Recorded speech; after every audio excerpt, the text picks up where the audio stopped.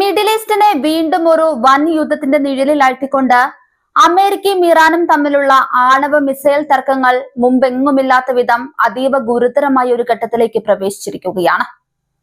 അന്താരാഷ്ട്ര തലത്തിൽ സമാധാന ചർച്ചകൾ സജീവമായി പുരോഗമിക്കുന്നതിനിടയിലും ഇറാൻ രഹസ്യമായി തങ്ങളുടെ ആയുധശേഖരം വർദ്ധിപ്പിക്കാൻ ശ്രമിച്ചുവെന്ന ഞെട്ടിക്കുന്ന വിവരങ്ങളാണ് ഇപ്പോൾ പുറത്തുവരുന്നത്.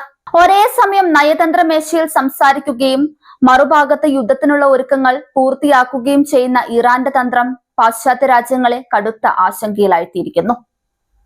അന്താരാഷ്ട്ര വാർത്താ ഏജൻസിയായ അനാഡോളുവും മറ്റ് പ്രാദേശിക മാധ്യമങ്ങളും പുറത്തുവിട്ട റിപ്പോർട്ടുകൾ പ്രകാരം ഇറാനുമായി ബന്ധമുള്ള നിർണായക ഗ്രൂപ്പുകൾ വൻതോതിൽ മിസൈൽ ഇന്ധന രാസവസ്തുക്കൾ ഓർഡർ ചെയ്തതായി കണ്ടെത്തിയിട്ടുണ്ട്.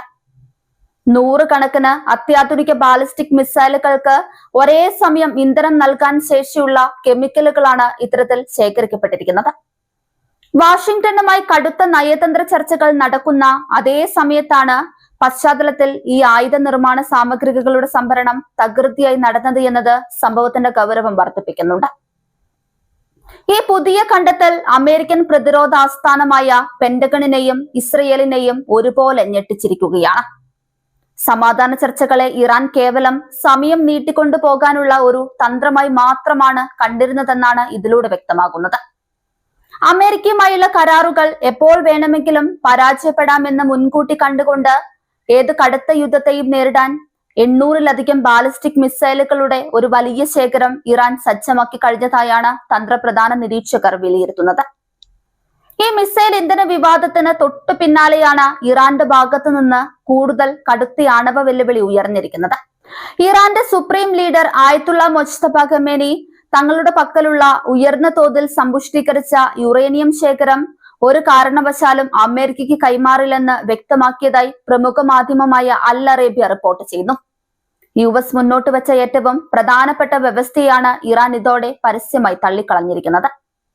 മിഡിൽ ഈസ്റ്റിൽ ശാശ്വതമായി സമാധാനം കൊണ്ടുവരുന്നതിനായി അമേരിക്കയും സഖ്യകക്ഷികളും രൂപീകരിച്ച സമാധാന കരാറിന്റെ ആകെ തുക ഇറാന്റെ ആണവായുധ ശേഷി പൂർണ്ണമായും ഇല്ലാതാക്കുക എന്നതായിരുന്നു.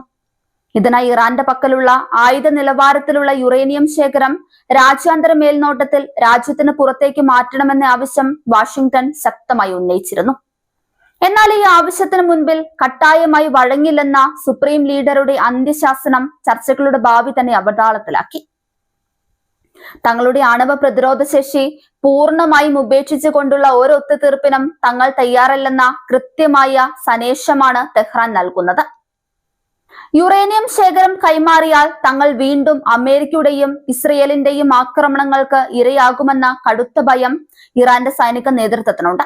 അതിനാൽ ഒരു വശത്ത് പ്രതിരോധ മിസൈലുകൾക്ക് ആവശ്യമായ ഇന്ധനം സംഭരിക്കുകയും മറുവശത്ത് ആണവ നിലപാടുകളിൽ കടുംപിടുത്തം തുടരുകയും ചെയ്യുന്ന ഇരട്ട തന്ത്രമാണ് ഇറാൻ പയറ്റുന്നത്.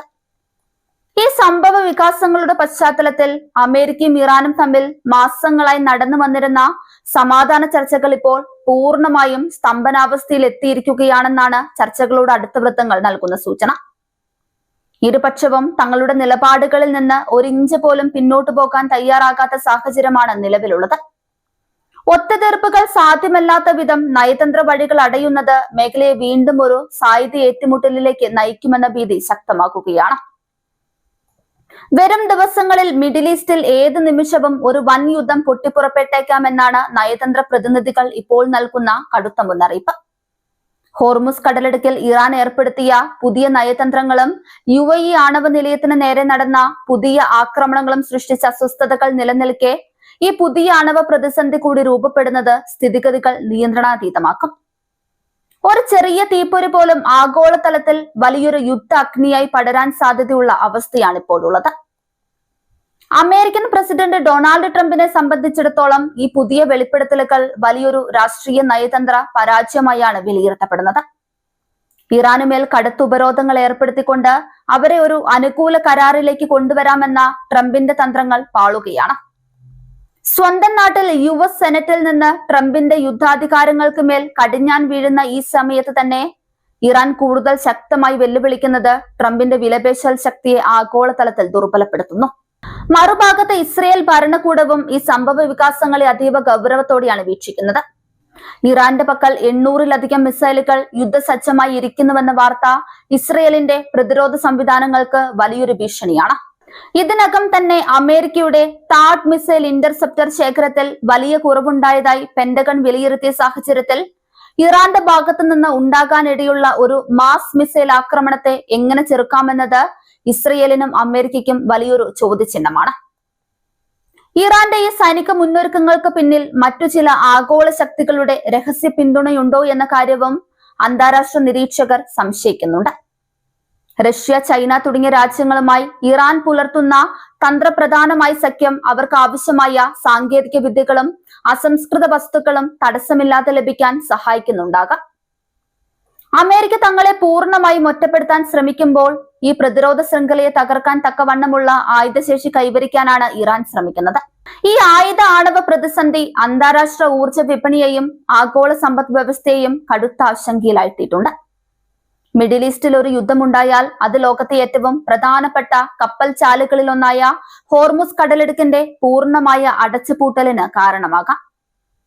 ലോകത്തിന്റെ വിവിധ ഭാഗങ്ങളിലേക്കുള്ള എണ്ണ വിതരണം തടസ്സപ്പെടുന്നത് ഇന്ധനവില കുതിച്ചുയരാനും ആഗോളതലത്തിൽ കടുത്ത സാമ്പത്തിക മാന്ദ്യത്തിനും വഴിവെക്കും. ഇന്ത്യ ഉൾപ്പെടെയുള്ള ഏഷ്യൻ രാജ്യങ്ങളെ ഇത് സാരമായി ബാധിക്കും.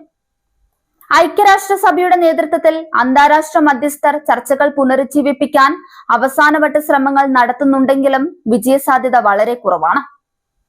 ചർച്ചകൾ തുടരുന്നതിനിടയിൽ തന്നെ ഇറാൻ രഹസ്യമായി ആയുധങ്ങൾ സംഭരിച്ചു എന്നത് പാശ്ചാത്യ രാജ്യങ്ങൾക്ക് ഇറാന്റെ മേലുള്ള വിശ്വാസ്യത പൂർണ്ണമായും നഷ്ടപ്പെടുത്തിയിരിക്കുന്നു. കടുത്ത സുരക്ഷാ ഗ്യാരണ്ടികളും ഉപരോധങ്ങളിൽ നിന്നുള്ള സമ്പൂർണ്ണ മോചനവും ലഭിക്കാതെ തങ്ങൾ ഒരു വിട്ടുവീഴ്ചയ്ക്കും തയ്യാറല്ലെന്ന ഉറച്ച നിലപാടിലാണ് ഇറാന്റെ സൈനിക നേതൃത്വം.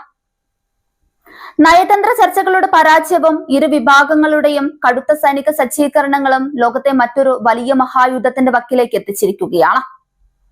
വരും ദിവസങ്ങളിൽ അമേരിക്കയുടെയോ ഇസ്രയേലിന്റെയോ ഭാഗത്തു നിന്നുണ്ടാകുന്ന നീക്കങ്ങളും അതിന് ഇറാൻ നൽകാൻ പോകുന്ന മറുപടിയും ഈ ആഗോള പ്രതിസന്ധിയുടെ ആഴം നിർണ്ണയിക്കും. സൈനികമായ ഒരു ഏറ്റുമുട്ടലിലേക്ക് കാര്യങ്ങൾ നീങ്ങിയാൽ അത് ലോക ചരിത്രത്തിലെ തന്നെ ഏറ്റവും വിനാശകരമായ ഒരു അധ്യായമായി മാറിയേക്കാം.